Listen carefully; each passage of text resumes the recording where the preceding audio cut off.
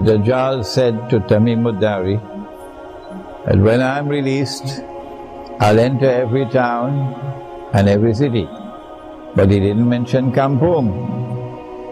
And so there is greater security, there are greater chances for survival.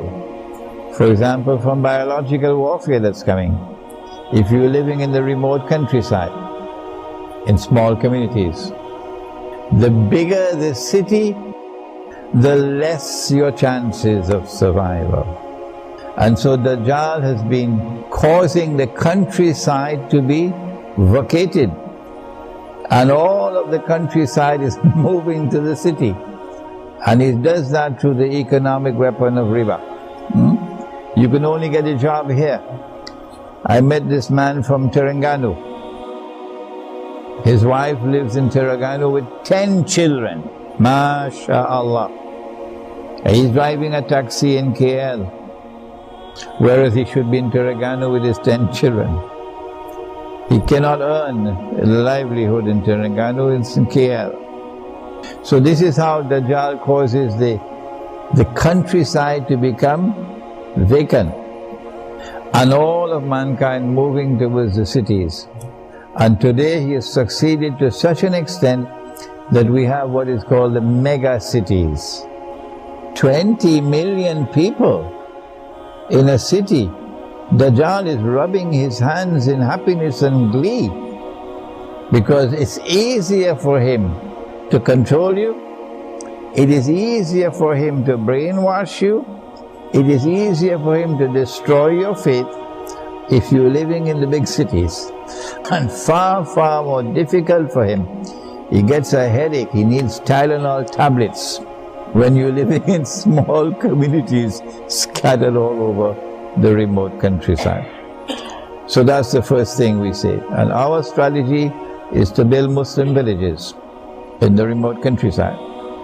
But in order to protect ourselves from those who want to destroy us and make it as difficult as possible for them, that they'll pay a terrible price if they come to destroy us, we say that in our Muslim village, only the Quran and the universally recognized Sunnah will be allowed in the masjid.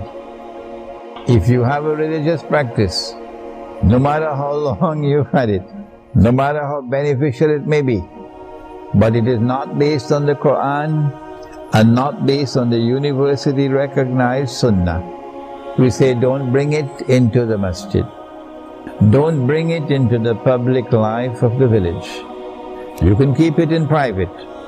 And if anybody comes to your door to shout bid'ah and haram because of what you're doing in private, we will ship him out of that village faster than Federal Express, because he's an agent of fitna.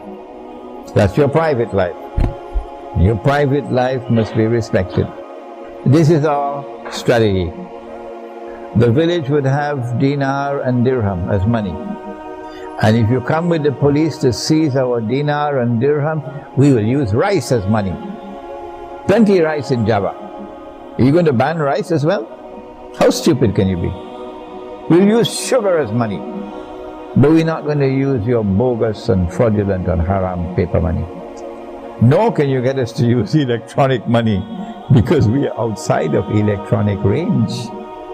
In the perfect Islamic village, you can't use a cell phone, because we want to be outside of your range, your cell phone range.